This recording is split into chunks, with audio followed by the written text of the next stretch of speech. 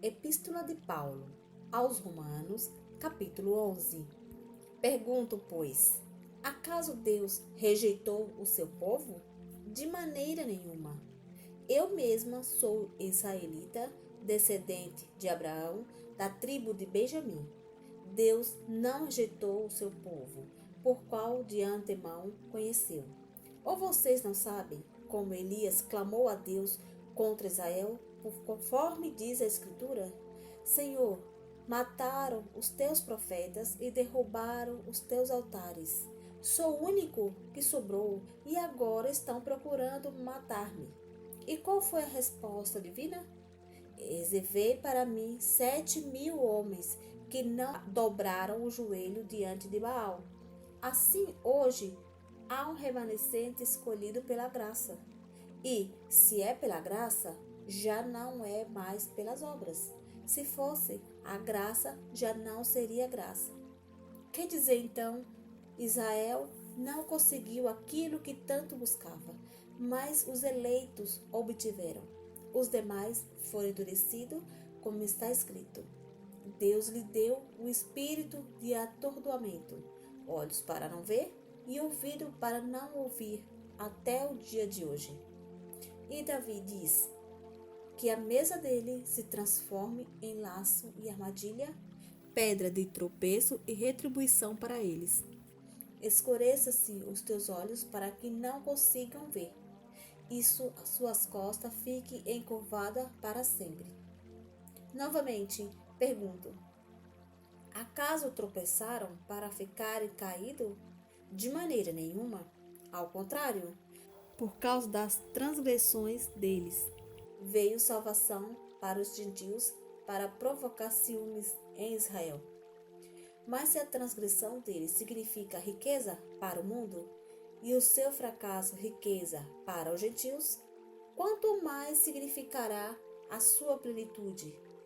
Estou falando a vocês, gentios, visto que sou apóstolo para os gentios, exalto o meu ministério na esperança que de alguma forma posso provocar ciúmes no meu próprio povo e salvar algum deles. Pois, se a rejeição deles é a reconciliação do mundo, o que será a sua aceitação, se não vida dentre os mortos? Se é santa a parte que é oferecida como primeiros frutos, toda a massa também o é. Se a raiz é santa, os ramos também o serão. Se alguns ramos forem cortados, e você, sendo oliveira brava, foi enxertada entre os outros e agora participa da seiva que vem da raiz da oliveira cultivada, não se glorie contra esses ramos. Se o fizer, saiba que não é você que sustenta a raiz, mas a raiz a você. Então você dirá: os ramos foram cortados para que eu fosse enxertado. Está certo. Eles, porém, foram cortados devido à incredulidade, e você permanece pela fé. Não se orgulhe, mas tema. Pois se Deus não poupou os ramos naturais, também não poupará você. Portanto, considere a bondade e a severidade de Deus. Severidade para com aqueles que caíram, mas bondade para com você, desde que permaneça na bondade dele.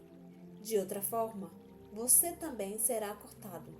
E, quanto a eles, se não continuarem na incredulidade, serão enxertados, pois Deus é capaz de enxertar outras vezes. Afinal de contas, se você foi cortado de uma oliveira brava, por natureza, e de maneira antinatural foi enxertada numa oliveira cultivada, quanto mais serão enxertados os ramos naturais na sua própria oliveira.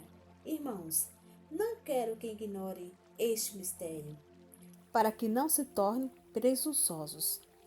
Israel experimentou o endurecimento em parte, até que chegue à plenitude dos gentios.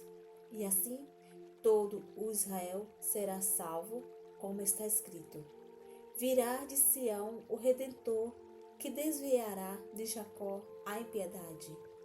E esta é a minha aliança com eles, quando eu remover os seus pecados. Quanto ao Evangelho, eles são inimigos por causa de vocês.